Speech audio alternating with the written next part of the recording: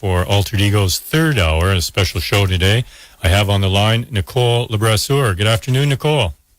Good afternoon now. I guess you're... It's the first time we've done that. Yeah, exactly. We're on the same time frame. So some things have happened this week, as always. It seems that the more we look at governance in this country, the more we see things are not quite the way they should be. But let's begin with an article. I don't know if you heard me read it in the first hour from HuffingtonPost.ca. Could the age of independent Canadian politics be upon us? According to StatsCan, only 4% of Canadians aged 15 or over are card-carrying members of a political party. So 97% of us do not belong to a political party. What's your comment on that? Well, how can I say? I'm not surprised. I mean, if you look at, the registrations for the elections, you don't even have 51% of Canadians registering to vote. Yeah, that's right.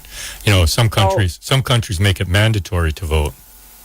Well, yeah, if you're looking at Luxembourg, they know they have a mandatory voting, and if you can't show up, then you can do it by correspondence.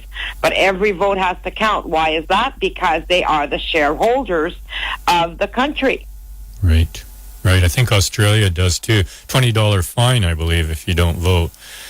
So yeah, and a lot of people look at this as, oh my God, I don't want to be forced to vote, The thing is they need to realize that we are the shareholders, and as shareholders, it is our right to determine what we want. And, but voting in itself gives away our power to making final decision-making authority. Especially when we have a party-structured system with first-past-the-post elections. Like, it's a dog's breakfast, really. It's not democratic at all when you think about it. Well, the whole system needs to be revamped, and this is what people need to understand, is that, first of all, the Queen and the Governor-General have no power other than to do what the Prime Minister and the Governors in Council tell them what to do. There's 3,500 people operating our governance, and they are above the Queen and the Governor-General because we vote the government in as having the final decision-making authority in Canada. So we should clean that up anyway. I mean, you'd think the MPs, other politicians, political scientists at universities would be saying, this is not even necessary. Look what happened with Harper. Prorogued Parliament twice because he didn't want to answer, for example, the cost of the new fighter jets coming from the States. And so he just walks into the Governor General's office and says, hey, prorogue Parliament, just feeling a little uncomfortable. And they did that for him. Like that's... Yeah, because the key word here is that everything is done on the advice of the minister. When they say advice, replace that word with dictated by the Prime Minister. Right, exactly. So... Okay. So here in Canada, historically, 150 years celebration this year is a farce. Anybody who, to me, there's no way in hell that'd be walking around with a flag on Canada Day, let alone even celebrate it. To me, it's more of a mourning session because it's a disgrace to my intelligence. It's a disgrace to my family. It's a disgrace to everybody I know. It's a disgrace to all Canadians and First Nations right across the board and to the international community because Canada is now politically insane. Well, the thing about 150, for me, I'm promoting boycott 150 because there's just no way we have a sustainable system. It's been degrading right from day one. Now, First Nations people are just saying, we've had enough of this bullshit you call Canada, and we want to unsettle Canada now. And you know what? I'm on board with that. I think that what we're allowing to happen by voting for parties and using a party-structured system is that we allow foreigners to do whatever they want by bribing our politicians. BC is the classic example.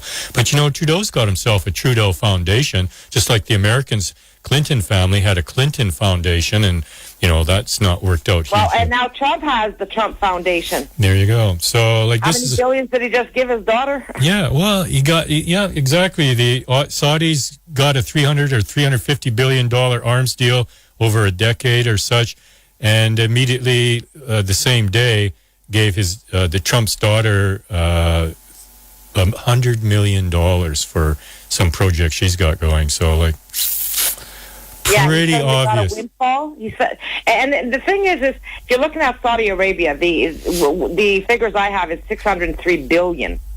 If you're looking at Saudi Arabia, they are closely tied to Israel. Israel is their defense. So when you're looking at all this, it doesn't matter whether he would have given it to Israel or to Saudi Arabia. It's the same hand, as far as I'm concerned. So, why do they need so much firepower? Seriously, if they're not looking at trying to cause civil wars everywhere, which is exactly where we're headed if Canadian citizens and the people around the world don't rise up and spell the coffee here. Well, we can argue, and others I'm sure will, that other cultures are, of course, entitled to have whatever kind of governance system they want. But last time I checked, Saudi Arabia is nowhere near a democracy at all. And, and who's the head of our human rights at the UN? Yeah, exactly. Like, that's a bad joke. It's like turning our wheat board over to them, too. Like, exactly. these are insulting things to do. Like thumbing their nose. Our employees, Harper in that case, thumbing their nose at us and saying, no, even though farmers want to buy the wheat board, we'll give it away to the Saudis. And they did. Right. Like, and it's all part of globalization. Well, that is... Now, go ahead. When we're looking at globalization and what we were discussing this week, it's horrendous what's happening, because a lot of people say, oh, well, that's globalization. It has nothing to do with us as corporations. Excuse me? It has to do with every employee across Canada, because now we are being ruled by the International Labor Organization. Well, it isn't even just one group in labor. It's also, as we discussed, this securities issue at www.mondac.com. National Securities Regulator in Canada is on the ropes. Quebec Court of Appeals rules proposed cooperative system is unconstitutional. Like, how did these people get into politics? What they said was what they were proposing was constitutional, but the powers it gives them was unconstitutional. There you go, because they're overriding. The feds were trying to override the power of the provinces. Right. So, here what would happen is the provinces would get veto over the feds when this is a federal subject, let's say. So the federal has so many things that they can do, and the provinces have so many things that they can do. And what creates our federal governance is the provinces and the negotiations that they have made in establishing a federal governance system. So really, the provinces rule in a sense, but this would allow, you can't have a federal department and then the provinces be able to veto that, unless 7 provinces would turn around and vote and then veto it that way. It's a mess, and it seems like people are playing with this whole thing as a shell game, and they don't want it clarified as to who really does have authority.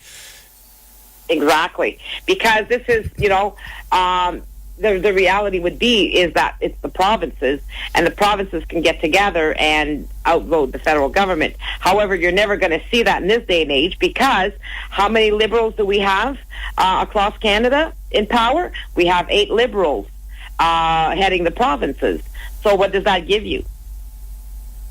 Right. Liberals on top and Liberals below. Yeah, they're and they are governed by the same mandate. They are governed by the same organization. Liberals are Liberals, whether they're federal or provincial. They're one of the same.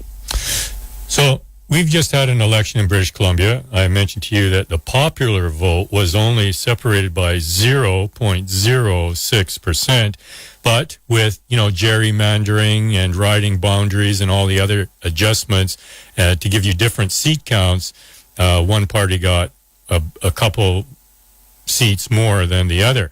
Now, we're facing a situation where we should have a coalition. However, the previous government, Clark, could go to Guichon our lieutenant governor, and argue like Harper did before, things aren't good. We're not going to have a strong government. It's going to be a coalition. And so I'm asking you to call another election. Now here we've already just a few moments ago said that these people, the politicians, already dictate to the lieutenant and to the governors general. They determine actually who gets to sit there.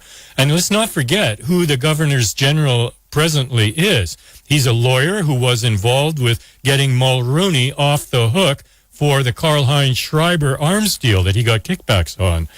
So the reward for him is to become governors general. Like, this is how this whole bag of snakes has been going here. And if we just carved out both lieutenant and straight up governors general, move them right off the table, then we don't have that wild card anymore that I know Clark is going to use, because she's not a negotiator. We got to be clear about that. The reason they can't remove them is because they sign as though they're signing for us. The governors do.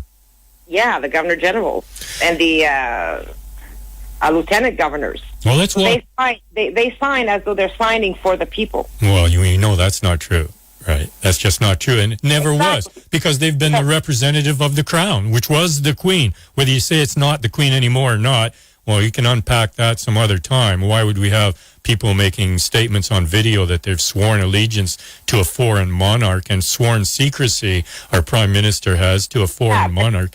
She's not a foreign monarch. As far as they're concerned, she's the Canadian queen. Well, they named her that, on her coronation. They named her that. And this was our political party, our government, that went and did that. But not once the Canadian citizens ever have a referendum on this issue. We have never had referendums practically on anything other than the separation of Quebec, and then the the Charlottetown Accord. Yes. Okay, so these were farces as far as I'm concerned, like the Charlottetown Accord. They manipulate the referendums. They're not real referendums. The people do not have veto power because we live in a dictatorship. We live in a full-blown dictatorship. Okay, so we're looking in BC here at a potential push for proportional representation. When we go to referendum, our rules are 60% to get a referendum passed. Now, I was surprised that we've actually had quite a few, and the early ones were way back in the 1800s. However, go ahead. So, in a case like changing to proportional rep voting structure or system from first past the post, really is not a referendum on a policy of a government.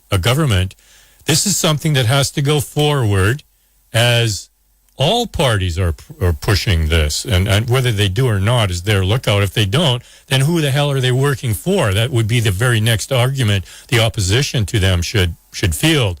So in order to get proportional rep in British Columbia, I suggest that we only really need 51%. Yeah, absolutely.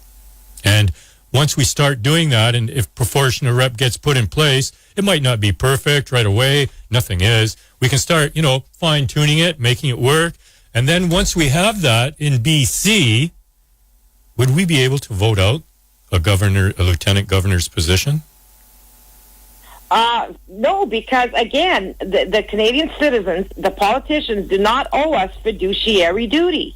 Right. We're back to that. Until we have final decision-making authority over our governance, and make them responsible to fiduciary duty to us, as we are the employers, nothing will ever get done. Now, when they're talking proportional representation, I could go right through the damn roof, because nobody is looking at what's happening in Europe, where proportional representation is a crock of shit.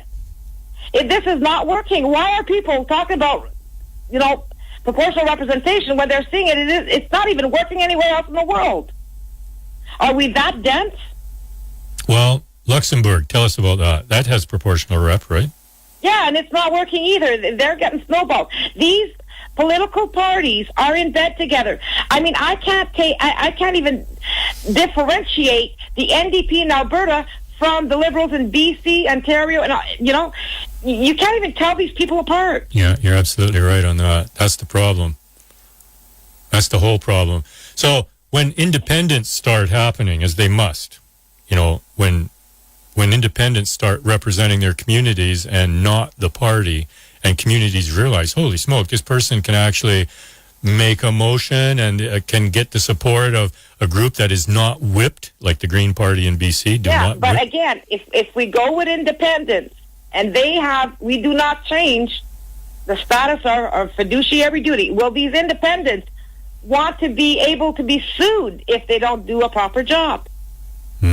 That's a problem. Okay, again, same problem. We're not, having independence or proportional representation is just a Band-Aid and that will come off within the first 3 hours. Well, we don't have the mindset for that yet. That's part of the problem. There's so much that has to be grown to put in place. It's like having a coalition government in British Columbia, and so we don't have politicians who are good communicators and good debaters. They've been forming like a gang, frankly, for the last 20 or 30 or more years. They operate like a gang. They just get rolling downhill, a big snowball coming downhill. There's nobody who can stop it. And if you try to do any change within the party, you lose your position in the party. You might become a backbencher and you might not be supported in the next election to run at all. And exactly. That's a big issue when the party has the purse strings, right? We don't have funding for independence yet, and that has to be put in place. But even again, with independence, this is, again, 335 people or whatever, or 365 now, that can become a group. You can claim that these people are all independents, but really, we don't know what's going on in the back rooms. Right.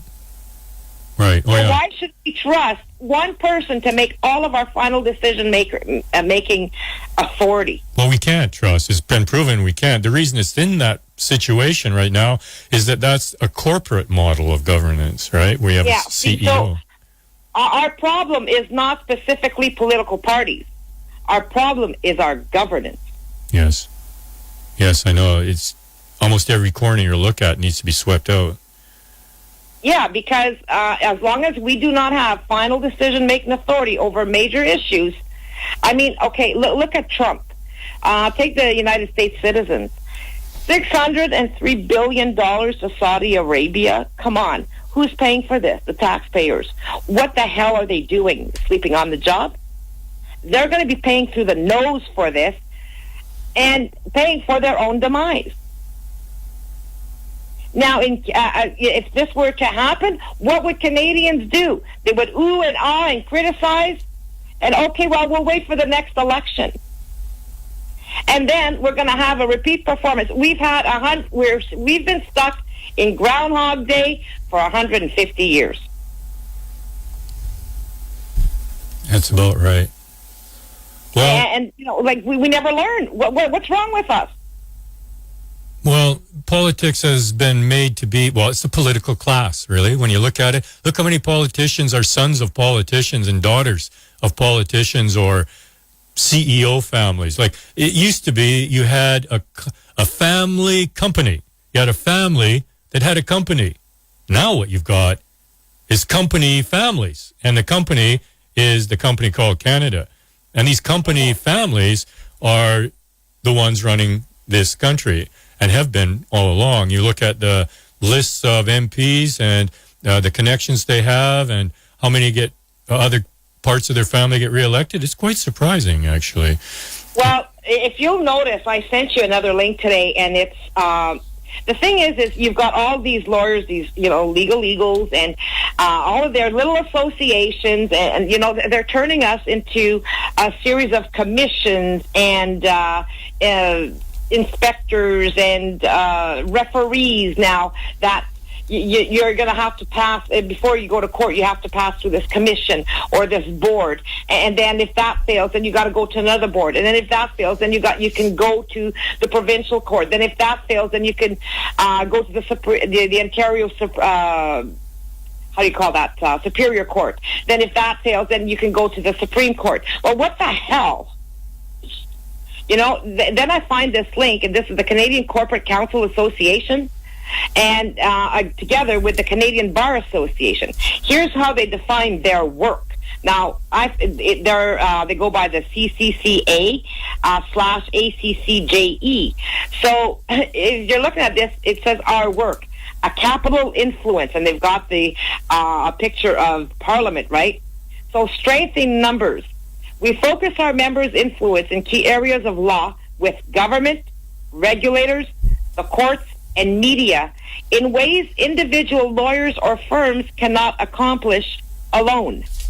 The CBA is the only national association with a mandate to protect the professional and commercial interests of the legal profession and to promote the rule of law. Which law? Their own law. As such, our voice is a powerful, credible one for legislative, regulatory, and policy development in many areas of the law. Who's running this country? So this group, Canadian Corporate Counsel Association, which is separate from the Bar Association, right? Mm-hmm. Is the Canadian Corporate Counsel Association made up of corporate CEOs? Like, that's not the Canadian... That's not that's not the same as the Canadian Council of Chief Executives. Gotcha, that's what I wanted. Okay, so it's not. So who are these people, Canadian Corp Counsel Association? Well, they're actually heads of... They're not lawyers. I'm trying to find here. CEOs, in other words. Yeah, so they're in advocacy. So they say public policy and advocacy. Through our public policy and advocacy work, the CBA promotes lawyers' interests and protects the legal profession's core values from regulatory and legislative encroachment. What? By bringing lawyers' perspective to the public debate, we strive to improve the law and the administration of justice and to promote equality and access to justice. Okay, well, you know what? We need to do a people's advocacy here and knock these suckers right out of the ballpark.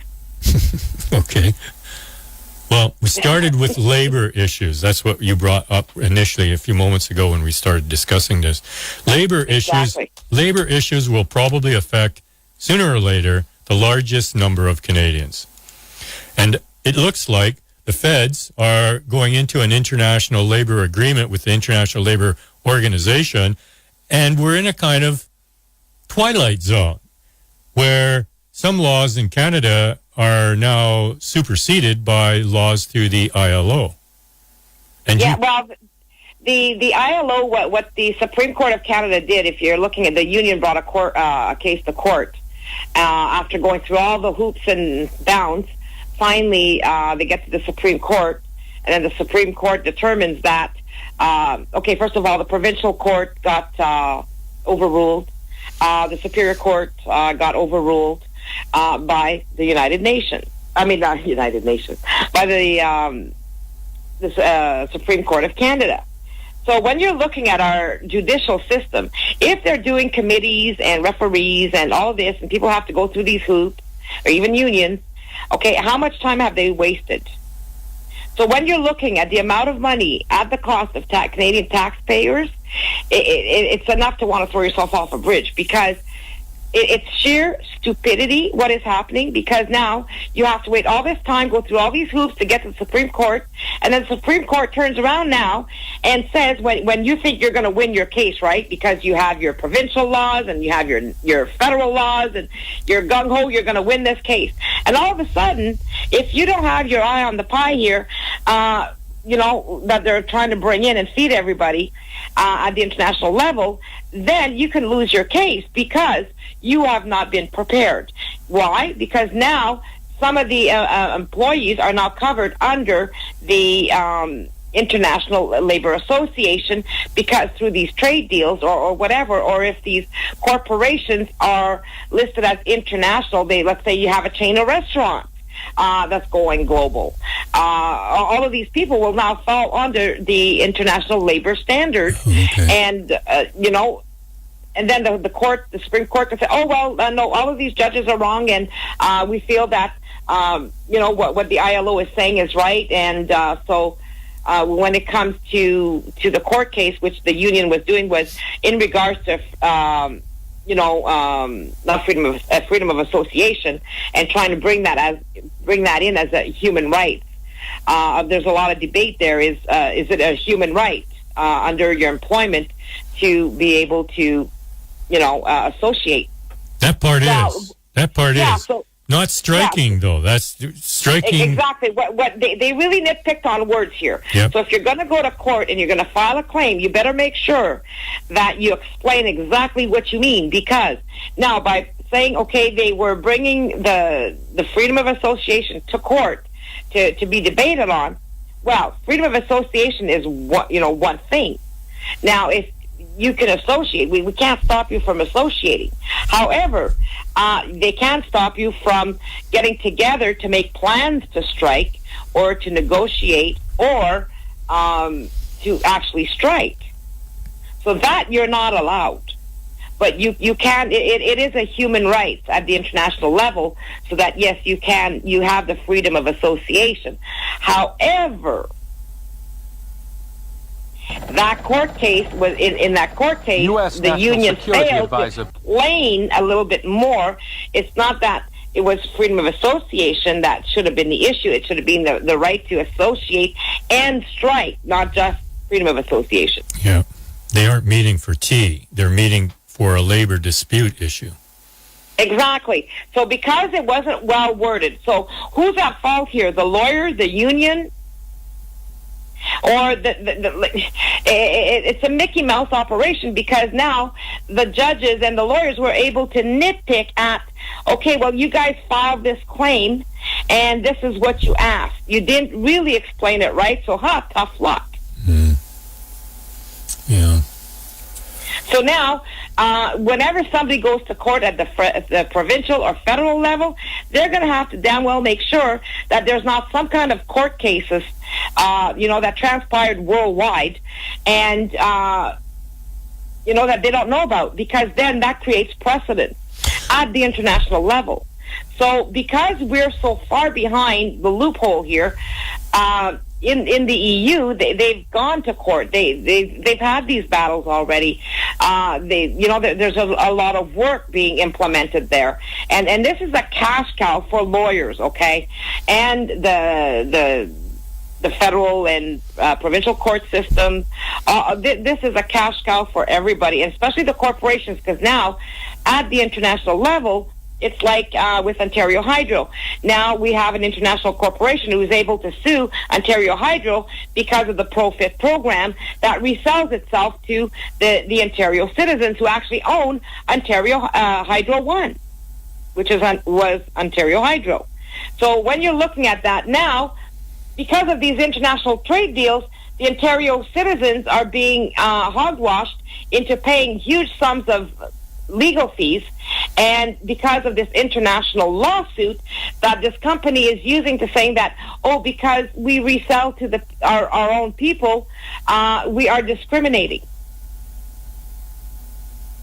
So how many court cases do you think are going to be transpiring in our countries, and this is going to be happening simultaneously from country to country to country to country, and these corporations are going to be making themselves wealthy on the backs of taxpayers in every country. Well, in the case of labor, then, if that's how it transpired, that the federal government said, look, you can't actually strike unless you do a certain hoop you have to jump through or whatnot because of this ILO agreement the feds have signed on to, well, then the union would be the one to take the challenge to the Supreme Court through the charter, because we know the charter is usually for a personal injury that you claim. However, the union would not have the right to bring that to court under the human rights aspect. Even though they have all these people in this restaurant chain you used as the example, for example, right? So they have workers in this international chain of restaurants, and they have a problem. So they are told you can't strike because it's international labor. You're going to have to go to all these other countries and organize those unions together with you, and then approach international criminal or international labor court somewhere. So, Yeah, basically. I know, and that's Or, just not going to work. I mean, people have enough trouble just going to the Charter Supreme Court challenge for money, $1 million per shot, usually on average. And if a union can't take it on because they don't represent all workers or all workers of a chain of foreign corporations, if you know what I mean, like you might have the food and beverage people represented by an international food chain in one place, and then you have another transport union hauling the material to that restaurant chain. So you have two unions now. So one union can't take it on because they don't represent the other union as well, right? Well, this is why if you're looking at QP, well, actually Unifor, these guys love what's happening because they love globalization. Now they're going global. Well, you know what? We keep coming back to the same thing about governance. Well, big unions are not in the people's best interest. It doesn't appear they are. They're an entity unto themselves, and even controlling their wages is getting very difficult through the democratic process within unions. Well, now when you look at the court cases involving the unions and the negotiations between the employees and the union and all of this, it's like the unions are now a controlled opposition for the benefit of the corporations. It sure seems that way. It's a cozy relationship. This is what it looks like. Yeah. Why? By their own actions. Yeah, that would speak volumes, wouldn't it? And if they don't approach the courts that this is a problem, then they're part of the problem themselves. Yeah, but who's ruling the courts now when you have the CCCA, again, this Canadian Corporate Counsel Association, who is advocating, at the government level with all of the MPs for, making sure that the lawyers and the court overrules everything in Canada to protect their job security and all of these things, and then we have to rely on them to determine the rule of law. And when we're looking at legal doesn't mean that it's actually legal. Legal is not lawful. Right. There's a lot of things going on here in our countries that are legal and should not be legal. Yeah. They are not lawful. There's a difference between those words. So it's frustrating as hell. So this is a problem if the legal profession is going to say that, like, they corner the market on the debate on issues that would normally go to the charter or to a corporate court, right? So that must then, there has to be some wiggle room for people who are either not in the union or don't have the union support. I mean, it's easy to do something in a union that is a benefit to yourself or other workers, but the union doesn't like it because it's got some impact on their long-term plans, right? So exactly. So this leads to... If we look at the charter is actually a corporate document, for human rights. Because if we look at the one that came out in 1960, and then you look at this new charter, you see that this is for the benefit of the corporate aspect. So the unions are able to kind of use it like that, and because the unions are allowed to represent their the employees. Then there's this whole debate on the human rights issue and who should have the right to undertake it or not. So now, because a lot of people cannot afford lawyers, if you're a union, you can represent a person. And however, you have no choice but to hire a lawyer. You cannot say, well, you can't afford a lawyer and represent. Like, I can't turn around and be a corporation then go and represent somebody in court. It has to be a lawyer. These are the requisites here in Canada at federal and provincial level. So unless you are a human being who cannot afford a lawyer, then you can self-represent. So now what's happening is they're coming out with all these, what they call non-lawyers, people who will help lawyers but still do most of the work but are not legal entities. So this is another way for them to kind of get their noses into different aspects in management Let's say. So when you're looking at these advocacy groups and what's happening here in Ontario because of people self-representing because they can't afford lawyers, that now they're coming out with all these new aspects. And again, this is how it all melds into the commissions and the boards and the committees, the referees. So, you're going to have these people coming up as non-lawyers making crucial decisions that affect people at their personal level until they can actually get to the Supreme Court. There's a scam there going on because now the Supreme Court, basically, when you go to the Supreme Court and they can overrule everybody by, within 20 minutes and say, okay, well, this is it.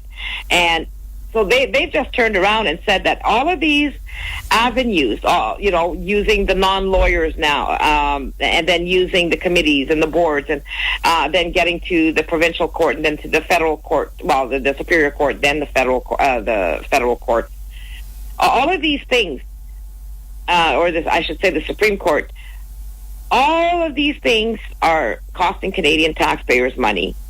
They are not helping the average Canadian citizen who cannot afford a lawyer. And then for the Supreme Court to turn around and overrule everybody, that tells me that everything below the Supreme Court is a waste of time, energy, and money. Right.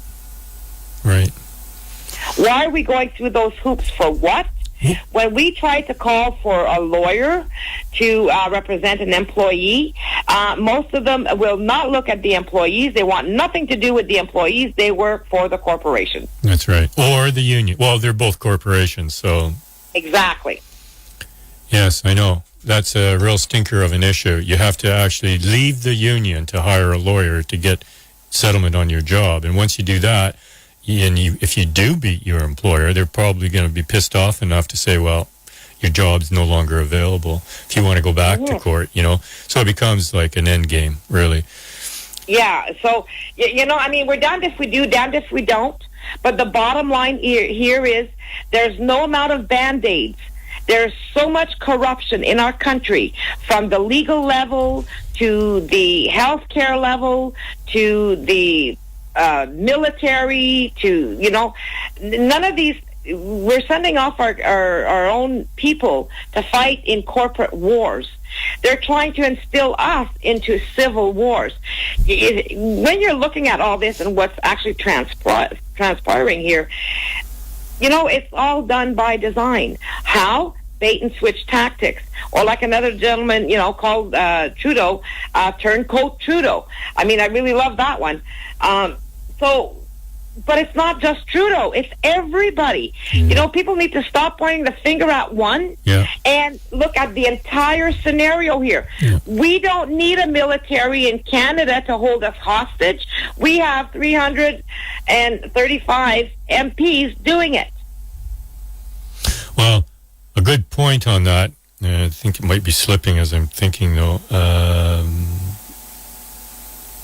It's totally relevant to what you just said.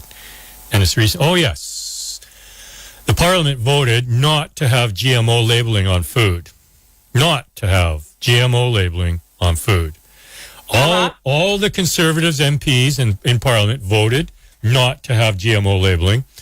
Probably all but 10 or 12 Liberals voted not to have GMO labeling. And all NDPs voted to have GMO labeling. How can not labeling food with GMO contents be of benefit to the average Canadian citizen to the degree that 80% of MPs voted not to label?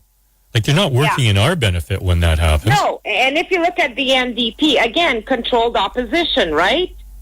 Make the NDP look good. Actually they're fighting in Parliament. Somebody's standing up for you.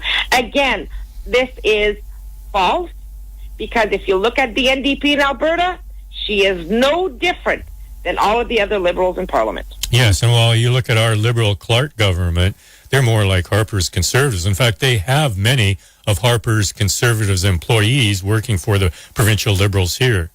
So for me, I will never support the NDP on the premise that this woman in Alberta, being an NDP is the same as a Liberal. So why is Mulcair not reining her ass in? That's a thought. Well, he's in a bit of a tenuous situation himself, though, right? Well, it doesn't matter. The whole party should be reining her in. That's true. It is not a one man's job to do that. This is a party commitment. Supposedly, right? Mm-hmm. But these people are opportunists. They go whichever way the money flows, frankly, by the looks of it. Yeah, so you have to wonder how many are all in bed together. And from the looks of it, if you look at historical facts and you look at their actions, not their words, their actions, you will see it plain as day. This is all bait and switch tactics. This is all planned so that the Canadian citizens remain asleep, that we keep, acting like a bunch of zombies and not knowing what's going on and not even caring about what's going on other than complaining and actually never do anything about it. Right.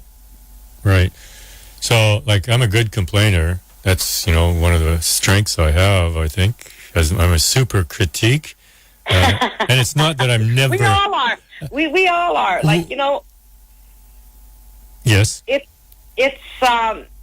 It's our human nature, okay, to want somebody else to, and like as Paul would say, set it and leave it government. Say that again. Set it and leave it government.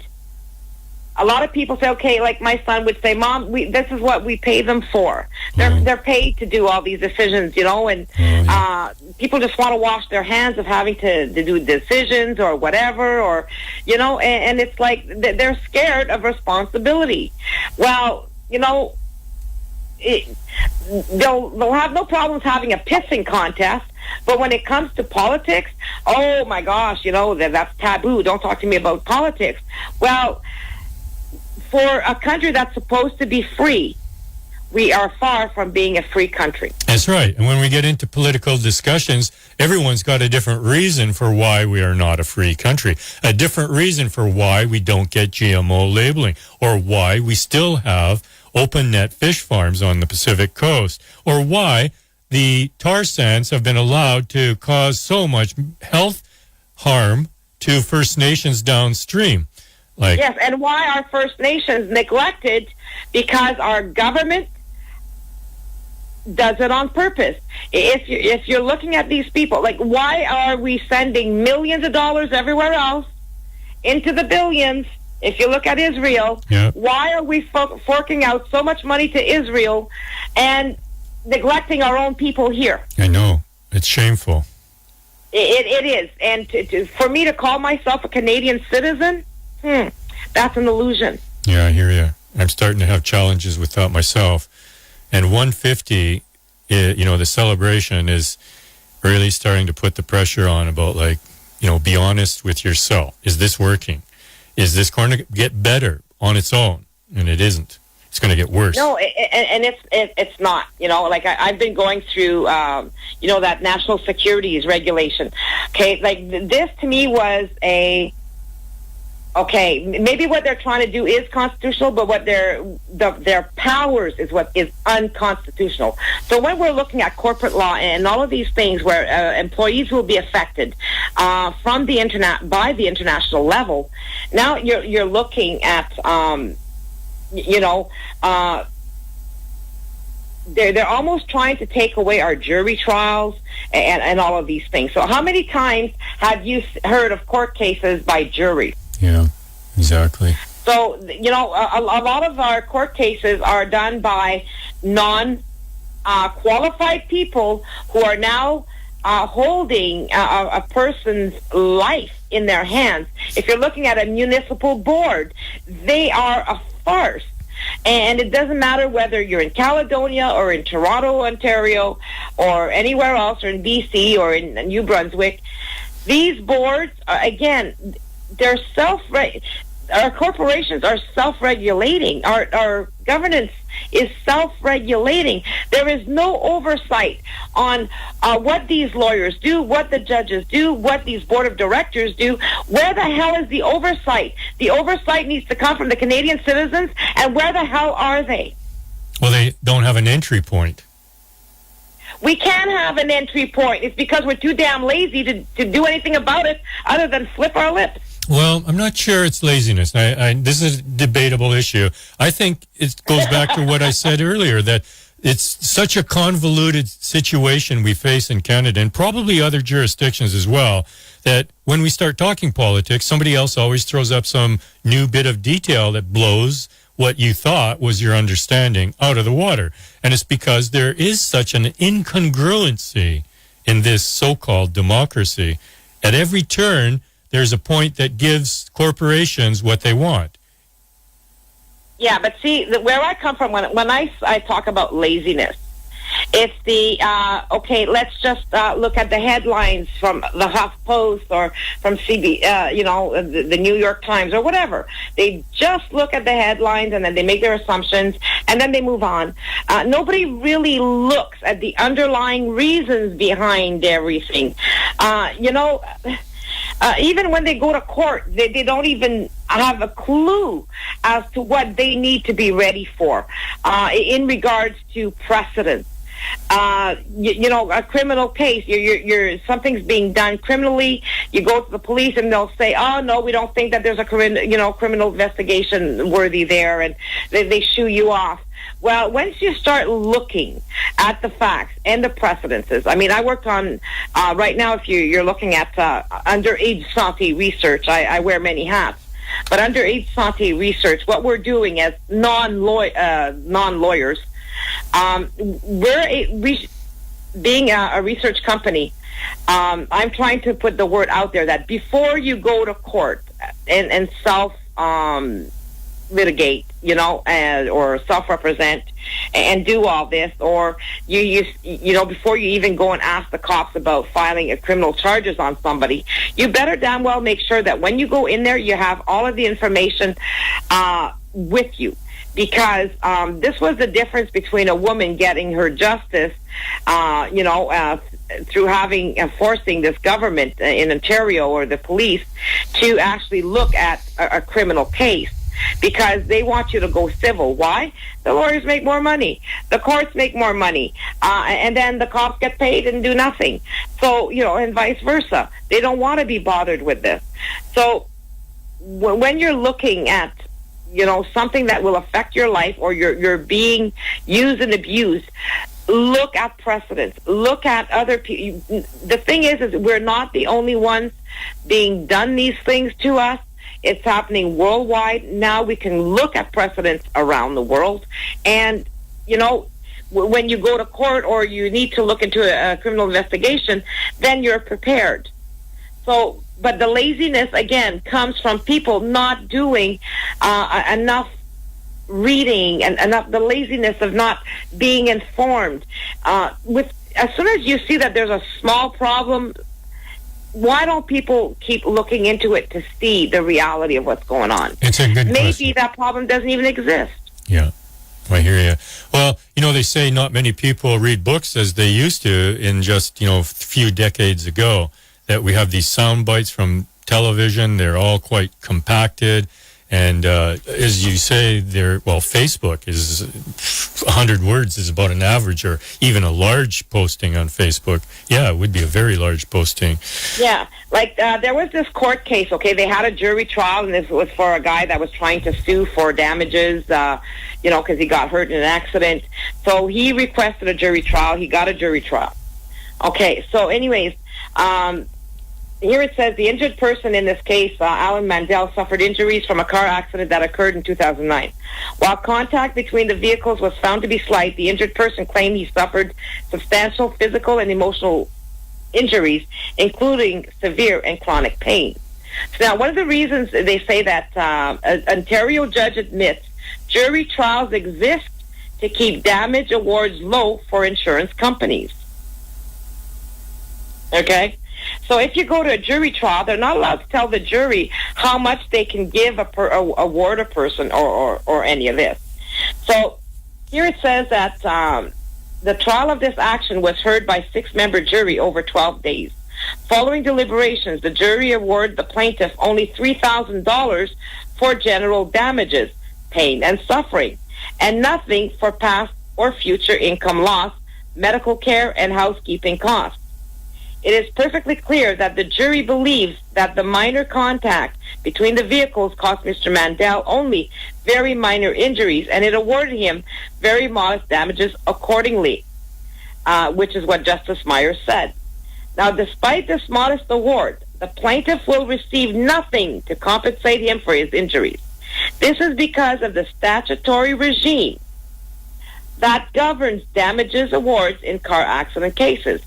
In Ontario, non-pecuniary damages awards, damages that compensate for pain and suffering and loss of enjoyment of life, that arises from car accidents are subject, now listen to this, to a deductible of at least $30,000. Whoa, is that a fact? Something personal injury lawyers at trial are not allowed to tell the jury about. Huh. So now they're hosting jury trials with an uninformed jury. Yeah, perfect. Yeah. Okay? So, and then they were trying to say, well, the plaintiff was trying to say, well, the judge should overrule their ignorance, right? So that Justice Myers went on to say, if a judge can find facts that are inconsistent with the jury's findings and that have legal effect, what justification is there to summon people away from their lives to compel them to attend court? So what they were trying to do is say that the judge should be able to overrule the jury. So he's saying, no, we can't overrule the jury. Because what's the purpose? Well, tell me, what the hell is the purpose of an employee having to jump through hoops with this CIB and all of these commissions and boards and then provincial court and then superior court and then, when the Supreme Court can overrule everything? Why are we wasting money on these things when through direct democracy we would not even have for 3/4 of these cases alive anymore, because it would be the people making the laws, making the decisions, and making sure that everybody is well taken care of, and that corporations cannot get away with bloody murder, and that our governments are not bought and paid for. Gotcha. That's huge. I mean, that's a tectonic shift when that happens. It will happen. It has to happen. We have a far more educated culture now. We have communications we never had before, social media. So imagine with a public who would now have the right to final decision-making authority, which should have been ours since at least 1982 anyway, and was not given to us. We are held in a dictatorship unless we all get together and sign the Citizens Convention of Consent at myfreedom2017.com, everybody. This is the only way out that I can see, unless 335 people suddenly get connected to their souls and help us change things. Otherwise, we can't do anything. Yeah, I won't hold my breath for that latter part. Well, we've been holding our breath for what? 150 years. Yeah, in Canada. And that's only in Canada. Yeah, so now I want to make sure that when I die, my son won't be able to say, well, my mother never did anything about this. So, My Freedom, 2017. Sign the document. Sign the Citizens Convention of Consent, and that's our final chance to free ourselves from a corrupt system and to be able to change our governing system. Once we can change our governing systems, then whoever we place in there will no longer be able to overrule us. Yeah. That's the whole point here. Yeah. And if they go to hsalteresearch.com, there they'll be able to, if they're going through a court case or they want to know information, please give us a call and we'll assist in getting the data mining that is required for you to become knowledgeable before you even see a lawyer or, the police or whatever. People need to be informed and to know what their rights are. You bet. It's huge. Alrighty, we got to wind her up. Thank you very much, Nicole. Scintillating as always. So thanks for coming on the air. And you're welcome, Bob. But people need to see what's going to happen from the international level now that all of our court system's going to change. Yes. Yeah. Well, they're going to hide that from us. So the only time you see it is when you need it and you discover it is not there. And a lot of people are going to be hurting because they're going to lose their court cases because they will not know or be able to use precedents or not know about precedents from other countries. Yes. Alrighty. Okay. Okay. Thank you very much. You're very welcome. Bye-bye. Bye-bye. That's Nicole Brasseur of i-accuse1c.com, www.myfreedom2017, Political Game Changers, also on Facebook, and Direct Democracy School on Facebook. The time has come, people. We need to stop thinking about party structures. We need to think about being independent in our communities, sending people from our communities to act on our behalf and not be captured under the umbrella of a corporate structured political party. And we're going to see that very clearly in British Columbia when these three parties for the first time have to negotiate and can't just stand on the strength of a pseudo majority properly called a plurality.